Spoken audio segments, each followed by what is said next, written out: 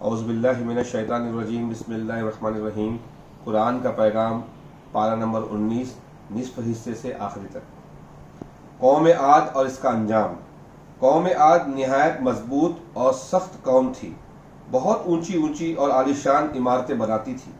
ان کے نبی حضرت ہود علیہ السلام نے ان کو اللہ کی نعمتیں یاد دلا کر نصیحت کی اور اللہ کے عذاب سے ڈرایا، مگر قوم نے ان کو جھٹلایا اور اپنی سرکشی پر اڑی رہی۔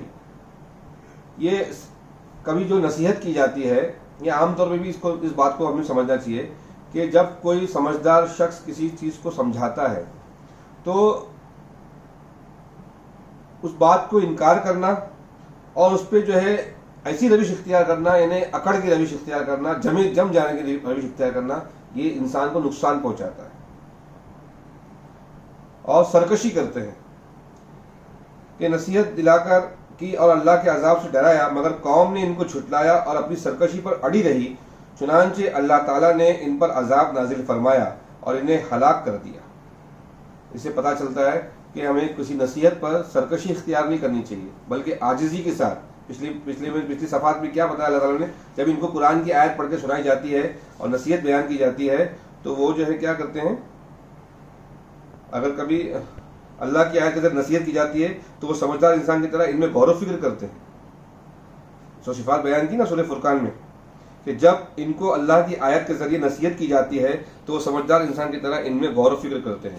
اسی طرح سے ہم کو یہاں پر معلوم پڑتا ہے کہ جب نبیوں نے جو ہے کسی کو سمجھایا، اور عام طور پہ ہماری زندگی میں بھی کوئی چیز ہم کو کوئی سمجھاتا ہے تو اس پہ سرکشی اور اکڑ کی روش اختیار نہیں کرنی چاہیے۔ قوم سمود اور اس کا انجام۔ قوم سمود کو اللہ تعالیٰ نے ایسی صلاحیتیں سے نوازا تھا کہ وہ پتھروں، چٹانوں اور پہاڑوں کو تراش کر شاندار مکانات اور قلعے بناتے تھے۔ ان کے نبی حضرت صالح علیہ السلام نے انہیں اللہ کی طرف بلایا، مگر انہوں نے معجزے کا مطالبہ کیا۔ جب بطور معجزہ کہ اللہ کی طرف سے اونٹنی ظاہر ہوئی تو انہوں نے اس کو قتل کر دیا، چنانچہ اللہ نے ان پر عذاب نازل فرمایا۔ سورہ شعراء میں اس کی تفصیل ہے، اور یہ آیت پڑھنے کے بعد جو ہے اور آپ باقی جو ہے جس کی تفہیم اور تدبر غور فکر کریں گے تو یہ واقعی میں بہت سی نشانیاں ہیں، آپ اس کو پڑھیے۔ قوم لوط اور اس کا انجام۔ قوم لوط میں یہ خرابی تھی کہ ان کے مردوں کے ساتھ بدفعالی کرتے تھے۔ حضرت لوط علیہ السلام نے انہیں اسے برے کام سے روکا، مگر وہ نہ مانے اور اسی میں مبتلا رہے۔ اللہ نے ان کو اس کی یہ سزا دی کہ ان کی پوری بستی کو اٹھا کر زمین پر پٹک دیا اور پھر ان پر پتھروں کی بارش کی۔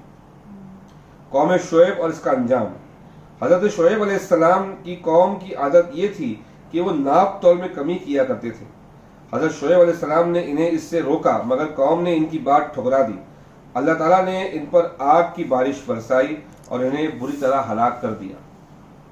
رشتہ داروں کو بھی دین کی دعوت دیں۔ لوگوں کو دین کی دعوت دینا اور دنیا میں دین عام ہو جائے، اس کی فکر اور کوشش کرنا ہر فرد کی ذمہ داری ہے، لیکن سب سے پہلے اپنے گھر والوں اور قریبی رشتہ داروں کی فکر کرنا چاہیے۔ ہمیں اپنے گھر، خاندان اور رشتہ داروں کو نہیں بھولنا چاہیے۔ نبی کریم صلی اللہ علیہ وسلم کو یہ حکم دیا گیا کہ آپ اپنے قریبی رشتہ داروں کو اللہ سے اور آخرت کے عذاب سے ڈرائیے۔ یہاں سورہ شعراء ختم ہوتا ہے، سورہ نمل شروع ہوتا ہے۔ یہاں سے علم دین کی نعمت دوسری تمام نعمتوں سے افضل۔ حضرت داؤد علیہ السلام اور حضرت سلیمان علیہ السلام انبیاء کی جماعت میں ایک خاص شان رکھتے ہیں، وہ یہ کہ ان دونوں حضرات کو نبوت اور رسالت کے ساتھ ساتھ حکومت اور سلطنت بھی دی گئی تھی۔ سلطنت بھی بے مثال تھی کہ صرف انسانوں پر نہیں بلکہ جنوں اور جانوروں پر بھی ان کی حکمرانی تھی۔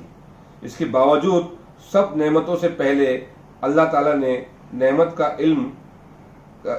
علم کا ذکر فرمایا کر یہ بتایا کہ علم کی نعمت دوسری تمام نعمتوں سے بڑی ہوئی ہے۔ یہ سمجھ لیں کہ ہماری بھی موجودہ زندگی میں جتنی بھی ہم کو نعمتیں ملی ہوئی ہیں اس میں علم کی نعمت سب سے بڑی ہے۔ جس کو علم مل گیا اس کو سب سے بڑی نعمت مل گئی۔ اللہ تعالیٰ سے اس کا فضل مانگو۔ انسان کو نیک اعمال کرتے رہنا چاہیے، لیکن اسے اپنے نیک اعمال پر مطمئن ہو کر نہیں بیٹھ جانا چاہیے، بلکہ اللہ تعالیٰ سے اس کا فضل و کرم مانگتے رہنا چاہیے، اس لیے کہ کوئی شخص بھی صرف اپنے نیک اعمال کی بنیاد پر جنت میں نہیں داخل ہو سکے گا جب تک کہ اللہ کا فضل و کرم شامل نہ ہو۔ لالچ کی وجہ سے حق بات کہنا نہ چھوڑیں۔ حضرت سلیمان علیہ السلام نے جب ملکہ سبا کو دین کی دعوت دی تو اس نے مال کے ذریعے حضرت سلیمان علیہ السلام کی زبان بند کرنا چاہا اور بہت سے قیمتی تحفے ان کے پاس بھیجے، لیکن حضرت سلیمان علیہ السلام نے کچھ بھی قبول نہ کیا اور اس کے سارے تحفوں کو واپس لوٹا دیا۔ آدمی کو دنیا کی لالچ میں آ کر حق بات کی دعوت کو چھوڑنا نہیں چاہیے۔ نعمتوں پر اللہ تعالیٰ کی آزمائش۔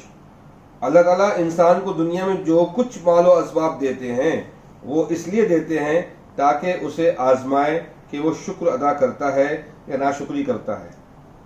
اگر کوئی شکر کرتا ہے تو اس میں اسی کا فائدہ ہے کہ شکر پر اللہ تعالیٰ مزید عطا فرماتے ہیں اور ثواب سے بھی نوازتے ہیں، اور جو ناشکری کرتا ہے تو اللہ کا اس سے کوئی نقصان نہیں ہوتا، وہ ذات تو بڑی بے نیاز ہے۔ اللہ اکبر۔ انسان کو جب بھی کوئی نعمت ملے اسے اس نعمت کو خدا کا فضل مان کر شکر ادا کرنا چاہیے۔ اللہ تعالیٰ ہم پر جتنی بھی نعمتیں اس نے نازل فرمائی ہے، جتنی بھی جو ہے سہولتیں اور آرام اور آسائش ہم کو دی ہے، جو کچھ اس کی نعمت ہے، اللہ تعالیٰ اس کی نعمت کو ہم کو شکر ادا کرنے والا بنائے۔ اور یا اللہ ہم اس کی تیری نعمتوں کا ہم شکر بھی ادا کرتے ہیں، بارہا شکر ادا کرتے ہیں، ہم ناشکری سے بچتے ہیں۔ یا اللہ ہم کو ناشکرہ سے بننے سے بچا اور ہم کو شکر گزار بندہ بنا۔ آمین یا رب العالمین۔ یہاں پر پارہ نمبر 19 کا آخری حصہ ختم ہوتا ہے۔ آئندہ انشاءاللہ کل 20ویں پارے کی تفصیل شروع ہوگی انشاءاللہ۔ السلام علیکم ورحمۃ اللہ وبرکاتہ۔